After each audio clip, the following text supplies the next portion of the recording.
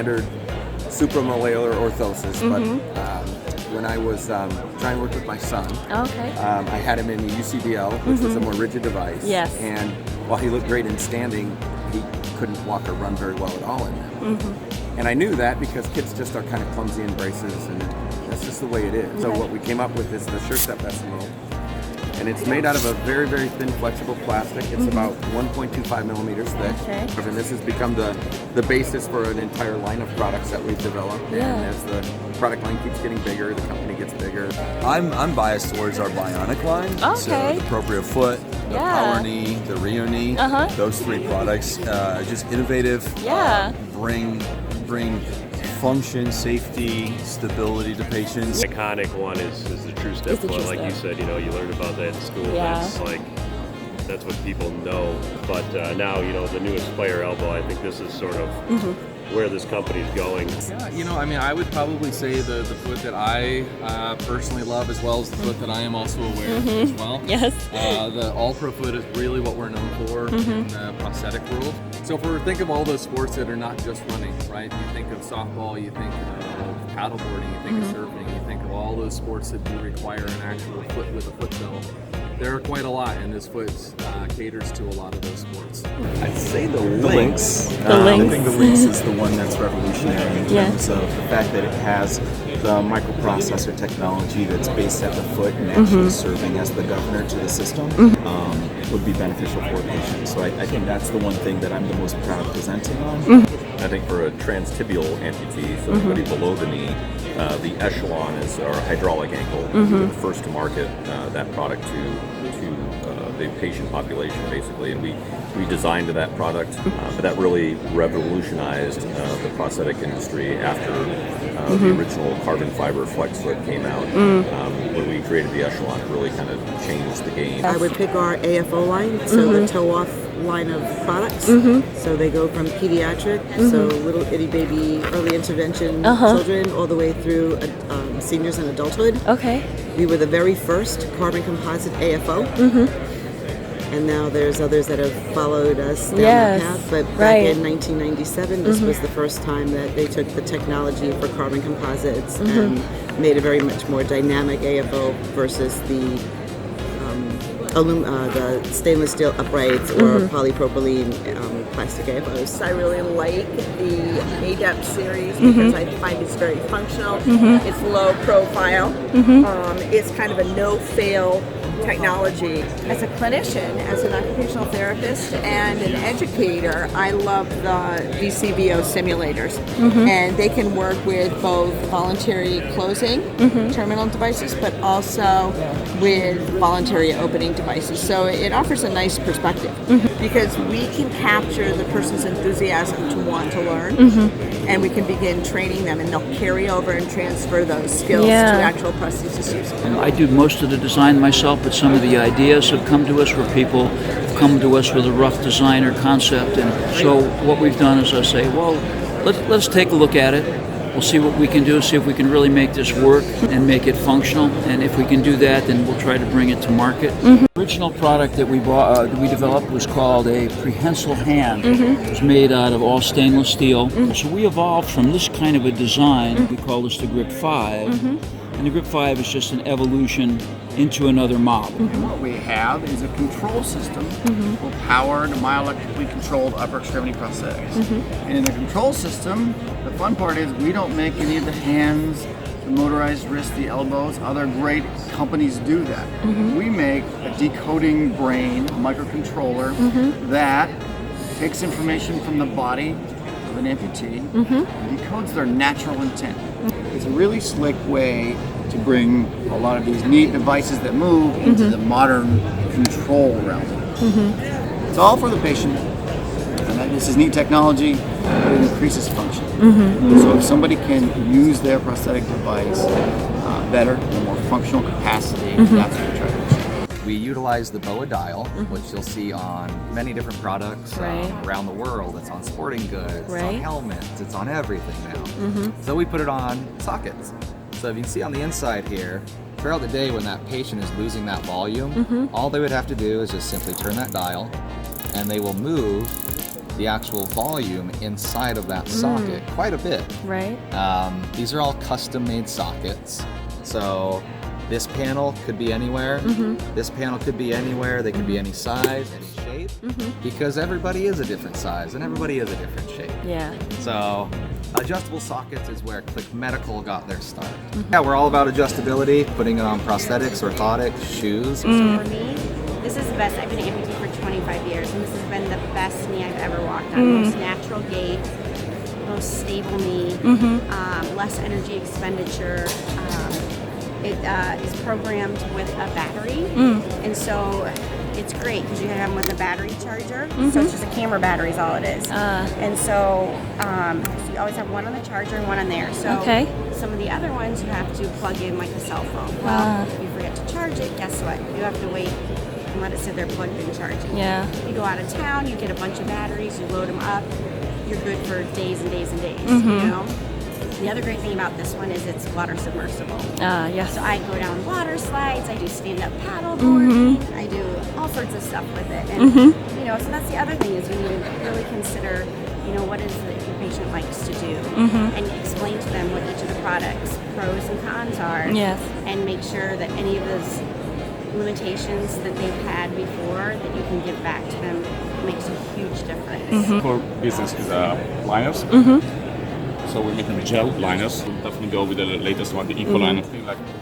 Because of the seamless construction and the identity gel. I'll definitely go with this one. Okay. That's and awesome. I can't wait to have this one ready on the market. Right now, I wear it's called the Sea-Leg Force, the 4th generation of the Sea-Leg, and I'm wearing a Meridian foot, which is also a microprocessor ankle.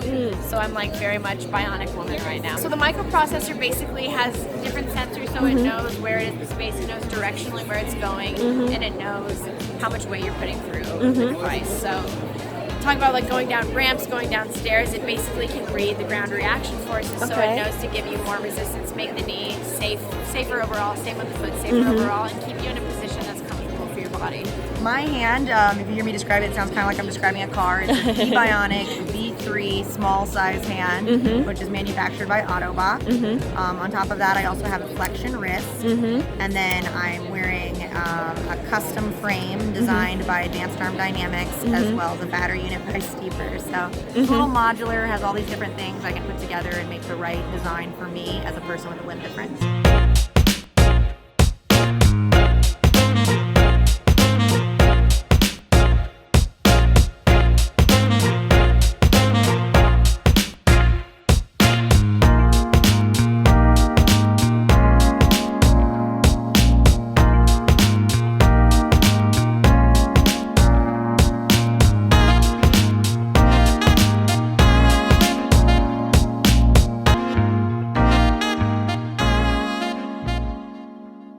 Go into this field and you need to be ready to help people, ready to learn, and ready to think outside the box. Being a good communicator is key. Yes. Because if you can't communicate with your patient and really understand your patient as a person and what their needs are, then you're going to have a hard time finding that right fit for that patient. The people that I see really thrive are obviously maybe the ones who really care about the individual's success and their function, and make sure that they are helping this individual get to their needs. I would say, as a clinician, listen to your patients. A lot of times we try to do what we want to do, but you often find good results when you have good communication, and you get good feedback, and listen to that feedback from the outside. Get out and talk to people. Talk to patients, talk to practitioners. This is a great industry, and that all these practitioners are passionate about it. So they want to talk to people. They want people to be interested. So if you reach out to them, more times than not, they will get on the phone with you. They will welcome you into their office, and they will want to talk to you about the industry. Knowing what's out there and knowing what's available for the patient, being able to make a good educated choice. Not being afraid to not know things is okay too. Just be open-minded, just do what fits the patient the best, I guess. And don't be afraid to try new things. Take the time to study, learn your skills. And you know what? There's no harm in making little mistakes while you're learning. Yeah. But if you don't know, or you see somebody write a prescription for a specific product, certainly reach out to the company if you're not sure what the guidelines are to use it. Most manufacturers in the industry are willing to help you navigate that process. Please reach out to get help. It doesn't matter whether it's Allard or anybody else. Yeah. You should reach out. I think the biggest thing to remember, especially like for students, for clinicians, for something like that, people that are going through it, your patients that go through it, as much as it's a physical task, as much as it's paperwork for insurance, it's also really heavily emotional. And I think that a lot of people sometimes forget that this is like, it's an emotional experience to go through. It's emotional for not just the patient, their family, for you. I think to remember like the human aspect of it. An open mind. Okay. Keep an open mind. Everything that you've learned in your books is not everything that's out there. Yeah. So for a company like us, we're 5 years old. I don't expect any of this technology to be in the books that you guys are learning in or from probably in another 5 years, because it just moves slow. Yeah. So keep an open mind, know that what you learn in school is not everything that you're going to learn. Maintaining flexibility, Yes. I think, is the one thing. Always don't become complacent and sort of in thinking that there's always going to be one answer for the proposed problem. Whereas here in prosthetics and orthotics, you can literally see patients changing their lives, and you see the benefits of that immediately. So it's a very rewarding industry and a very rewarding career to be able to have that kind of an impact on a family member, and actually have those other family members see that whole process take place. It's very exciting and very difficult to describe the feeling, but very rewarding, I'd say. Listen to your clients. Listen to the people whom you are serving. They have ideas, they have needs, and find out what is meaningful and valuable to them in terms of their daily occupations. Second piece of advice, collaborate with an occupational therapist. Yes. I know that sounds biased, but I'm a firm believer in interprofessional practice. I think that as healthcare providers, we can offer consumers, whoever they are, the greatest care and the greatest opportunity for well-being, wellness, and quality of life if we work together. And I think it's really important to get the physical experience of actually trying to use a prosthesis, not just for a couple minutes, but in some cases for half a day or a day or a week, so that you can have a better understanding of what the patients you're going to deal with, how they're going to use the technology that you're building for them. I think that's real important. There are wonderful people here. It is a very much of a family type of atmosphere in terms of the people. Everybody knows everybody. The competitor, the portion of that you would think would be competitive is really not. I think it's really that great sense of we're all in this together. And it really is all about the patient care. It's all about helping people get back to their lives and get back to functioning at the level that they want to be functioning at. And I think that's what makes the people in this profession so special. Well, I'll relate it to I have a T-shirt that is from a coffee shop in Milwaukee, Wisconsin. It's Stone Creek Coffee, but on the back it says "Never Stop Learning." So if you want to put one tag on that, it's that. If you find a prosthetist that is willing to continue their learning process, then you're golden. I would advise them to spend as much time as they can in a clinic. So many clinicians love to teach. Some of the things that might help them is they can, if they were volunteering or if they worked as a tech, those hand skills are valuable. Yeah. Sometimes you have to see it or make some mistakes before you learn.